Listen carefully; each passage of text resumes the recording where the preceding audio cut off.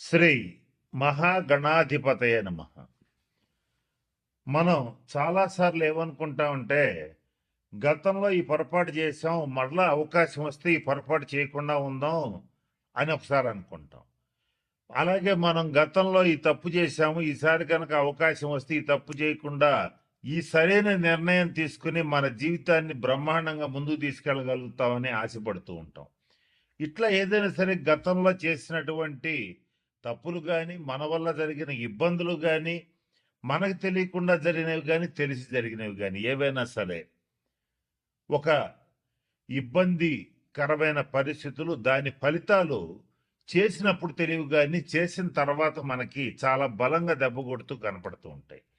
అటువంటి వాటి నుంచి తప్పించుకోవటానికి ఒక 136 రోజుల పాటు, అంటే జూలై 27, 2026 నుంచి డిసెంబర్ 10, 2026 వరకు శని వక్రించి ఈ 136 రోజుల పాటు మనం ఏదైతే చెయ్యాలనుకుని మిస్ అయిపోయామో గత 2.5 సంవత్సరాల్లో, అది మళ్ళీ చేసి సక్సెస్ సాధించడానికి, జరిగిన తప్పులు దిద్దుకోవడానికి, జరిగిన ఇబ్బందుల నుంచి బయటపడటానికి ఒక 4 రాసుల వాళ్ళకి మంచి రాజయోగం ఇస్తూ అవకాశం ఇస్తున్నటువంటి శని వక్రగ్రహ సంచారం ఏదైతే ఉందో, ఈ 4 రాసుల వాళ్ళని ఏ రకమైనటువంటి నిర్ణయాలు తీసుకుంటే, ఏ తప్పులు సరి చేసుకుంటే ఎలా ముందుకెళ్ళొచ్చు అనేటువంటి అంశం గురించి జ్యోతిష్ శాస్త్ర పరంగా కొన్ని సూచనలు, సలహాలు ఇప్పుడు నేను మీకు తెలియచేయడానికి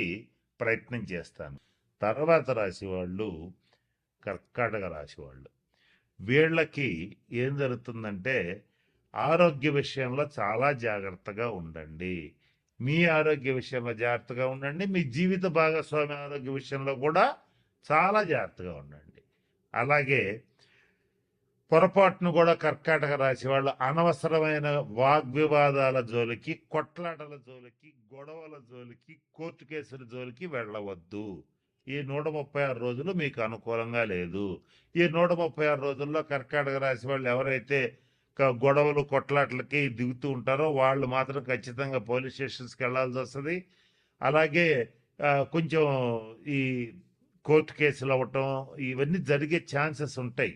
కాబట్టి పొరపాటును కూడా అటువంటి వాగ్వివాదాల జోలికి పోవద్దు. జీవిత భాగస్వామి ఆరోగ్య విషయంలో చాలా జాగ్రత్తగా ఉండండి. అలాగే ఆర్థికపరమైన విషయాల్లో డబ్బులు ఖర్చు పెట్టేటప్పుడు ఎమోషన్స్ కాకుండా కొంచెం క్యాలిక్యులేషన్స్కి అవకాశం ఇవ్వండి. ఇప్పుడు మీరు ఎప్పుడు ఖర్చు పెట్టినా సరే ఎమోషనల్గా మీరు అనుకున్నది అనుకున్నట్టుగా చేసేసుకుంటూ, నా మైండ్ నాకు ఎమోషన్స్ ఇట్లా లీడ్ చేస్తున్నాయి కాబట్టి నేను ఇలా చేసేస్తానని చేసేసి ఆర్థికంగా తప్పుడు నిర్ణయాలు తీసుకుని చాలా దెబ్బతింటారు. పైగా మీకు ఎవరు చెప్పినా నచ్చదు, వినరు, విన్నట్టుగా నటిస్తారు. అలా వద్దు. అలా కాకుండా ఆర్థిక పరమైన నిర్ణయాలు తీసుకునేటప్పుడు చాలా జాగ్రత్తగా తీసుకోండి. తీసుకోకపోతే అప్పుల పాలవుతారు. జాగ్రత్త. అలాగే స్పెక్యులేషన్స్ ఇటువంటివి చేసేటువంటి వాళ్ళు, స్టాక్ మార్కెట్స్లో పెట్టుబడులు పెట్టేటువంటి వాళ్ళు బల్క్గా పెట్టడం, ఇది గ్యారంటీగా పెరుగుతుంది స్టాక్ అని చెప్పి పెట్టేసేయడం, ఇట్లాంటివి చేయొద్దు. అలాగే రాజకీయ నాయకులు కూడా అనవసరమైనటువంటి స్టేట్మెంట్స్ ఇవ్వద్దు. కర్కాటక రాశి రాజకీయ నాయకులు కానీ, వృషభ రాశి రాజకీయ నాయకులు కానీ, మీన రాశి రాజకీయ నాయకులు కానీ ఎవరైనా సరే అన్నెసరీ స్టేట్మెంట్స్ ఇస్తే మాత్రం పేకల్లో ఇరుక్కుపోతారు. కాబట్టి ఆ పనులు చేయవద్దు. ఇకంటే వృద్ధులు, వికలాంగులు ఎవరన్నా ఉంటే వాళ్ళకి సహాయం చేయండి. అది ఆర్థికంగా కావచ్చు, అలాగే వాళ్ళకి సర్వీస్ చేయటం కావచ్చు. వికలాంగులు ముఖ్యంగా ఎవరన్నా కుంటి వాళ్ళు ఎవరన్నా ఉంటే వాళ్ళకి ట్రైసైకిల్స్ అంటే 3 చక్రాల బండ్లు ఇవ్వటం కానీ, లేదా వాళ్ళ ఆసుపత్రి ఖర్చులకు డబ్బులు ఇవ్వటం కానీ. రోగుల్లో కూడా మామూలు రోగులు కాదు, దీర్ఘ రోగులు. కొన్ని దీర్ఘ రోగులకి, తరుణ రోగులకి తేడా ఏంటంటే, తరుణ వ్యాధులు అంటే అప్పుడే వారం 10 రోజుల్లో తగ్గిపోతాయి. దీర్ఘ రోగులు అంటే నెలలో సంవత్సరాల తరబడి వాళ్ళు రోగిష్ట వాళ్ళనే ఉంటారు. వాళ్ళకి సేవ చేయండి. ఇంకా కుదిరితే ఈ 6 రాసుల వాళ్ళు ఎవరైనా రక్తదానం చేసే అలవాటు ఉంటే చెయ్యండి, అది మీకు మంచిది. ఇంకా ఎవరైనా సరే ఈ 6 రాసుల్లో శనీశ్వరుడికి సంబంధించి మంచి ఫలితాలు పొందాలంటే ప్రభుత్వ ఆసుపత్రులకు వెళ్ళి అక్కడ ఉన్నటువంటి రోగులకి కావలసిన మెడిసిన్స్ ఇప్పించటం కానీ ఏదైనా పళ్ళు ఇవ్వటం కానీ అవకాశం ఉంటే చేయండి. ముఖ్యంగా వృద్ధాశ్రమాలు, అనాథాశ్రమాలు కాదు, వృద్ధాశ్రమాలు ఎవరికైతే ఉంటాయో అక్కడికి వెళ్ళి వృద్ధులకి సేవ చేయండి. వాళ్ళకి కావాల్సిన వైద్య సదుపాయం కల్పించండి, వాళ్ళకి కావాల్సిన సేవలు చేయండి. శని గ్రహం అనేటువంటిది వృద్ధుల్ని సూచిస్తుంది, నల్లటి వాళ్ళని సూచిస్తుంది, కుంటి వాళ్ళని సూచిస్తుంది. అలాగే నలుపుకు సంబంధించినటువంటి విషయాలు, నూనెలకు సంబంధించిన విషయాలు, పత్తికి సంబంధించిన విషయాలు సూచిస్తుంది. ఈ 6 రాసుల్లో ఇటువంటి వాటికి సంబంధించి వృత్తి వ్యాపారాలు చేసేటువంటి వాళ్ళు చాలా జాగ్రత్తగా ఉండాలి. వీళ్ళకి తగిన నిర్ణయాలు తీసుకోవాలి, తగిన శాంతి పరిహార క్రియలు పాటించాలి. ఇలా చేస్తే ఖచ్చితంగా మంచి ఫలితాలు ఉంటాయి. ఇంకొక ముఖ్యమైన విషయం, శని ఎప్పుడు కూడా క్రమశిక్షణను కోరుకుంటాడు, ఆనెస్టీ, నీతి నిజాయితీలను కోరుకుంటాడు. ఈ 6 రాసుల్లో ఎవరైతే నీతిగా నిజాయితీగా ఉంటారో, క్రమశిక్షణతో ఉంటారో, పరద్రవ్యాన్ని ఆశించరో, అంటే ఎదుటివాడి ఇల్లు కొంప కొల్లగొట్టి కాజేయాలనుకోరో, వాళ్ళకి మాత్రం మంచి ఫలితాలు ఉంటాయి.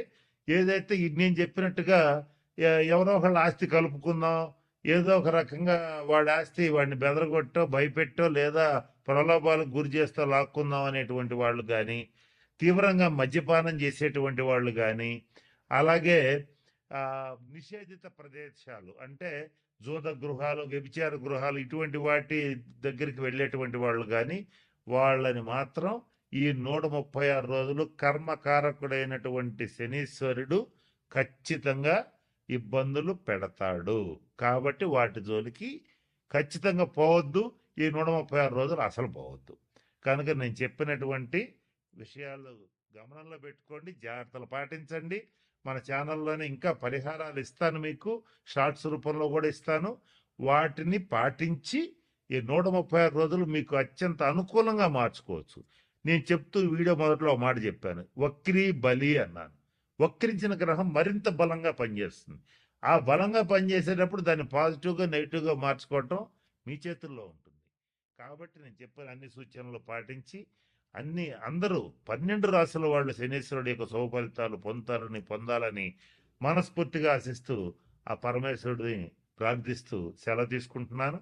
స్వస్తి.